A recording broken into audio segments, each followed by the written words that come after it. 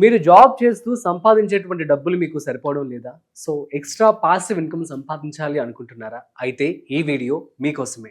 So, ఇవాళ మనము passive income అనేది ఎలా ఎర్న్ చేయాలి? దీనికి సంబంధించి ఎటువంటి టెక్నిక్స్ ఉన్నాయి అన్నీ కూడా మనం తెలుసుకోబోతున్నాం. సో, వీడియోని మిస్ అవ్వకుండా ఎండ్ వరకు చూసేయండి. అయితే వీటి గురించి మనతో చెప్పడానికి మనతో ఉన్నారు qualified personal finance professional Sairam గారు. సో, వారి మాటల్లోనే అడిగి తెలుసుకునే ప్రయత్నం చేద్దాం. హాయ్, హలో, నమస్తే.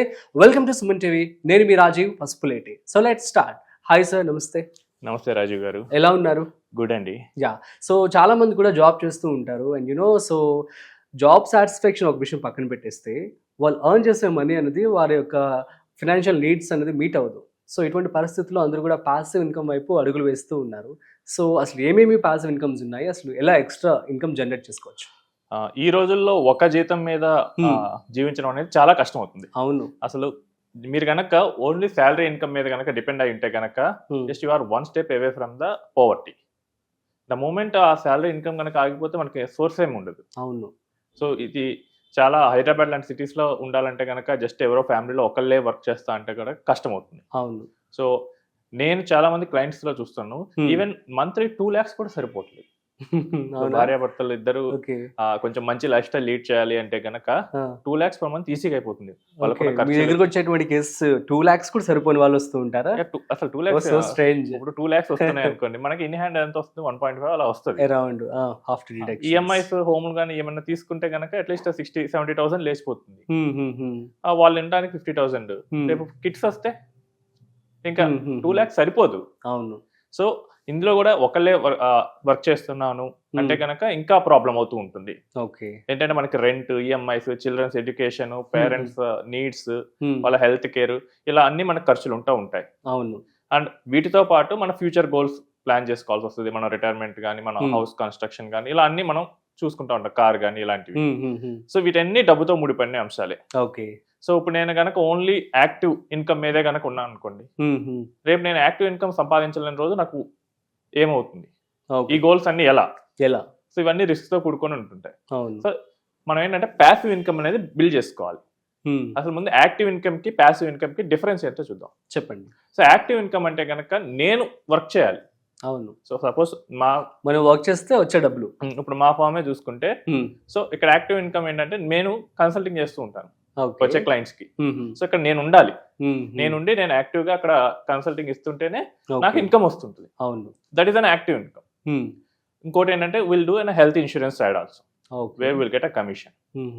ఇప్పుడు ఏంటి, క్లయింట్ వచ్చారు, ఫస్ట్ టైం మాట్లాడతాను, దెన్ ఆ తర్వాత నుంచి ఆయన రెన్యూ చేసుకుంటా ఉంటాడు.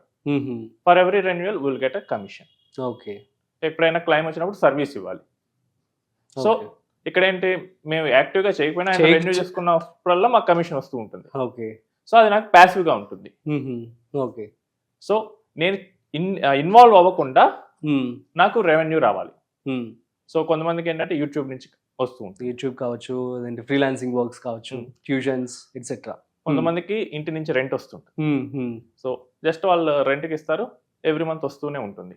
ఇక్కడ వాళ్ళు పోయి చేయాల్సిన వర్క్ అయితే ఏమీ ఉండదు కదా. అవును. సో మనం పని చేయకుండా మనకి మన ఇంకా డబ్బును సంపాదించేటట్లు మనం క్రియేట్ చేసుకోవాలి. అవును. మనమే పని చేస్తూ మనమే డబ్బును సంపాదించుకోవాలంటే ఒప్పుకున్నాళ్ళు చేస్తాం. రేపు సిచ్యువేషన్ బాగోలేనప్పుడు చాలా కష్టం అయిపోతుంది. సో ప్యాసివ్ ఇన్కమ్ అనేది ప్రతి ఒక్కళ్ళు బిల్డ్ చేసుకోవాలి. ప్యాసివ్ ఇన్కమ్ కనుక లేదు అంటే కనుక జస్ట్ ఏదో ఒక రోజు మీరైతే పావర్టీలోకి పడిపోతుంటారు. ఒక 5 to 10 ప్యాసివ్ ఇన్కమ్ వచ్చే మార్గాలు చెప్పండి. సో ఎట్లా మనం సంపాదించవచ్చు? సో ఈ రోజుల్లో ప్యాసివ్ ఇన్కమ్ వచ్చేసరికి ఫ్రీలాన్సింగ్ చేయొచ్చు మీకున్న స్కిల్స్ తో. నేను I was a computer science graduate. అప్పుడప్పుడు నేను కొన్ని కంపెనీలకి కోడింగ్ లో వెళ్తుంటాను ఫ్రీలాన్సర్ గా. అవునా? సో అదేంటంటే నాకు ఎక్స్ట్రా ఇన్కమ్ వస్తూ ఉంటుంది. సో అట్లా వాళ్ళకున్న స్కిల్ బట్టి ఈ రోజు చాలా ఫ్రీలాన్సింగ్ వెబ్సైట్స్ ఉన్నాయి, అందులో రిజిస్టర్ అయ్యి వాళ్ళ స్కిల్ పెట్టేసి వాళ్ళు ప్రాజెక్ట్స్ తెచ్చుకోవచ్చు. సో నేను నాకున్న క్లయింట్స్ అంటే మెజారిటీ ఐటీ కూడా ఉంటారు. సో చాలా మంది యుఎస్ నుంచి ప్రాజెక్ట్స్ తెచ్చుకుంటారు. సో వాళ్ళకి అదే ప్యాసివ్ ఇన్కమ్ గా ఉపయోగపడుతూ ఉంటుంది. నెక్స్ట్ ఏంటంటే ఆన్లైన్ కంటెంట్ ఉంది, ఆన్లైన్ లో టీచింగ్ చేయొచ్చు, యూట్యూబ్ పెట్టుకోవచ్చు. కాదు ఇవన్నీ కొంచెం స్కిల్ తో కూడుకున్న వ్యవహారాలు. నెక్స్ట్ బ్లాగింగ్, ఇలాంటివి కూడా మనకి టాలెంట్ ఉండాలి, మనం ప్రెజెంట్ చేసే స్కిల్ ఉండాలి. ఉండి అంటే కనుక మనం చేయొచ్చు ఇవి కూడా. బ్లాగింగ్ వన్స్ మీకు సబ్స్క్రైబర్స్ బేస్ పెరిగే కొద్దీ మీకు ఆటోమేటిక్గా రెవెన్యూ అనేది జనరేట్ అవుతూ ఉంటుంది. ఇక లేదు అనుకుంటే ఏదైనా ప్రాపర్టీ కొని దాని నుంచి రెంట్ ఇచ్చి తీసుకోవటం. సో నేను ఒక కేసు చూశాను నా దగ్గర ఒక క్లయింట్లో. చెప్పండి. సో వాళ్ళకి ఏంటంటే మీకు షామియానా సామాన్ అని ఉంటాయి. అవును. సో మనకి ఫంక్షన్లప్పుడు ఊళ్ళలో వేస్తారు, ఇక్కడ సిటీస్ లో కూడా వేస్తారు కదా, అంత ఎక్కువ పెద్దగా కనిపించదు. సో వాళ్ళు ఏం చేస్తారంటే అది కొనుక్కొని పెట్టుకున్నారు. సో ఎవరు వచ్చినా కానీ అవసరం ఉన్నప్పుడు కాల్ చేస్తారు, దీన్ని రెంట్కి ఇస్తారు.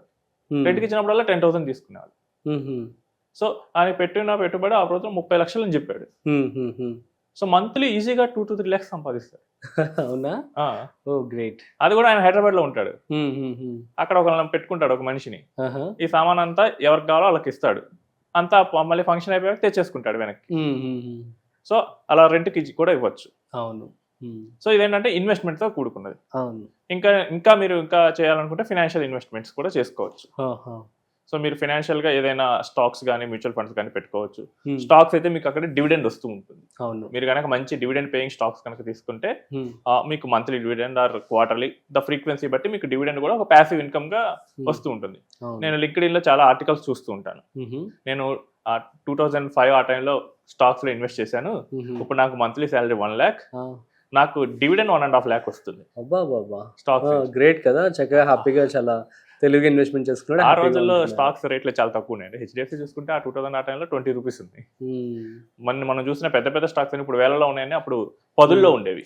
అవును. అకార్డింగ్ టు ఇన్ఫ్లేషన్ మళ్ళీ ఇప్పుడు అక్కడ ఏంటంటే ఒకటి ఆయన క్యాపిటల్ అప్రిసియేషన్ పెరిగింది అండ్ అవి పీరియాడికల్లీ డివిడెండ్ ఇస్తున్నాయి. అవును. ఇంకోటి ఏంటంటే అవి స్టాక్స్ మల్టిప్లై కూడా అయ్యాయి. సో స్టాక్స్ స్ప్లిట్ అవటం ఇలా అవటం వల్ల వాళ్ళకి నెంబర్ ఆఫ్ స్టాక్స్ కూడా పెరిగాయి. ఇప్పుడు ఏంటంటే డివిడెండ్ కూడా కొంచెం గట్టిగానే ఇస్తున్నారు. సో ఏంటంటే డివిడెండ్ వల్ల కూడా అక్కడ మంచి ప్యాసివ్ ఇన్కమ్ అనేది జరుగుతుంది. గ్రేట్. లేదు వాళ్ళు మ్యూచువల్ ఫండ్స్ లో ఇన్వెస్ట్ చేసుకుంటూ వెళ్ళారనుకో, ఒక 10 or 15 years తర్వాత ఆ కార్పస్ కొంచెం పెద్దగా అవుతుంది. కావాలనుకుంటే వాళ్ళు SWP ప్లాన్ చేసుకోవచ్చు. లేదా మ్యూచువల్ ఫండ్ లో కూడా డివిడెండ్ ఇచ్చే ఉన్నాయి, ఇన్కమ్ డిస్ట్రిబ్యూషన్ ప్లాన్స్ ఉన్నాయి, డివిడెండ్ ఈల్డ్ ఫండ్స్ ఉన్నాయి. There are funds which never defaulted on a dividend for the last 10 years and grown in a double digit. So అలాంటి funds కూడా మనకు ఉన్నాయి. సో అలా కూడా మనం చేసుకోవచ్చు. ఓకే. సో ఇక్కడ ఏంటంటే మనం ఉన్న శాలరీని అదే వర్క్ చేసేటట్లు మనం పెట్టాలి. సో అలా పెట్టినప్పుడు మనకు అనేది ప్యాసివ్ సోర్సెస్ అనేవి బిల్డ్ అవుతూ ఉంటాయి. ఏదైనా మీకు స్కిల్ అయినా ఉండాలి, స్కిల్ లేనప్పుడు మనీ పెట్టైనా ఇన్వెస్ట్ చేసైనా కానీ తెచ్చుకోవాలి. అవును. సో ఇది ఎందుకు చెప్తున్నా అంటే యాక్చువల్లీ నాకు ఒక క్లయింట్ ఉన్నారు, రవి అని. ఓకే. సో ఆయన ఏంటంటే హైదరాబాద్ లో వర్క్ చేస్తుంటారు, మంత్లీ బాగానే శాలరీ వస్తూ ఉంటుంది, but never thought on second income. ఎప్పుడు కూడా ఆలోచించారు సెకండ్ ఇన్కమ్ వైపు. లాస్ట్ లే ఆఫ్స్ లో జాబ్ పోయింది. సో ఈఎంఐస్ అన్ని కలిపి 1 lakh.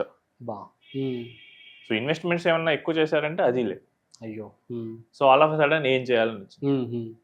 బట్ ఆయన దగ్గర ఒక స్కిల్ ఉంది, నెట్వర్కింగ్ బాగా ఉంది.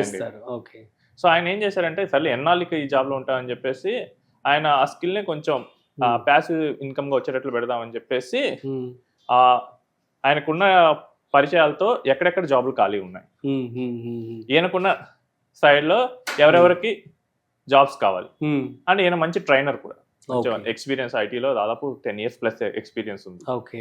పెద్ద పెద్ద ప్రాజెక్ట్స్ లీడ్ చేశాడు. సో ఇప్పుడు ఉన్న ప్రాబ్లం ఏంటంటే ఇండస్ట్రీలో ఐటీ వాళ్ళకి ఫ్రెషర్స్ స్కిల్ లేదు, ఇండస్ట్రీ మ్యాచ్ కూడా వచ్చేసింది ఇప్పుడు. సో అందరూ సందిగ్ధంలో ఉండిపోయారు. ఈయన ఏం చేశారంటే ఈయన ప్లస్ ఈయన ఫ్రెండ్ ఇద్దరు కలిసి ఒక కోర్స్ రెడీ చేశారు. జస్ట్ తెలిసిన వాళ్ళు 5 తీసుకున్నాడు. నేనే ట్రైన్ చేపిస్తాను, జాబ్ వస్తేనే నాకు ఇవ్వండి.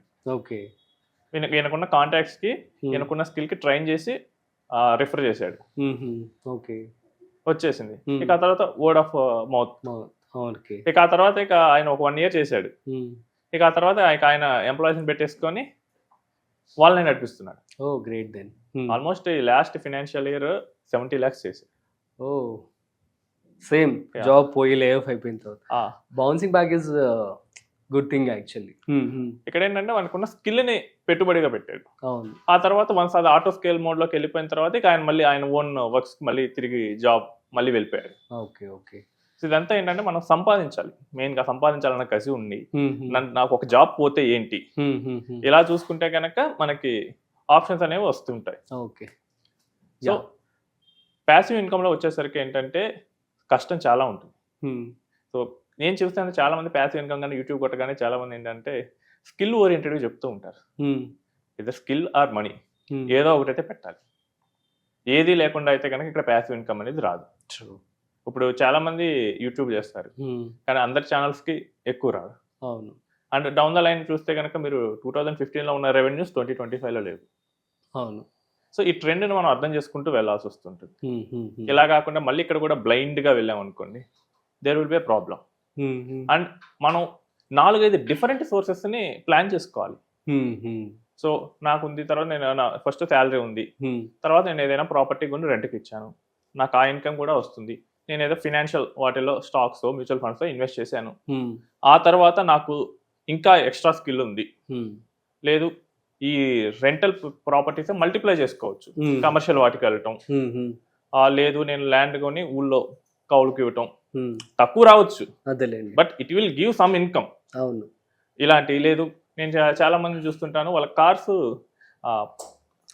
రెంట్కి ఇవ్వడం, ఆర్ఎల్స్ ఓలా, ఊబర్ ఓలాలో వాళ్ళు లింక్ చేసి కార్స్ ఊబర్ లో లింక్ చేస్తారు. అవును. అక్కడి నుంచి కూడా వస్తూ ఉంటది. సో ఇలా ఆ థాట్ అనేది పెంచుకోవాలి. అవును. సో మీరు ఆలోచన ఉంటే కనుక ఇంట్లో కార్ ఉన్నా కానీ మీరు ప్యాసివ్ ఇన్కమ్ కోసం ట్రై చేయొచ్చు. Yeah, exactly. సూపర్ అండి. So thank you so much. So guys, మీ అందరికీ క్లియర్గా అర్థమైంది కదా. సో ప్యాసివ్ ఇన్కమ్ అనేది చాలా చాలా ఇంపార్టెంట్.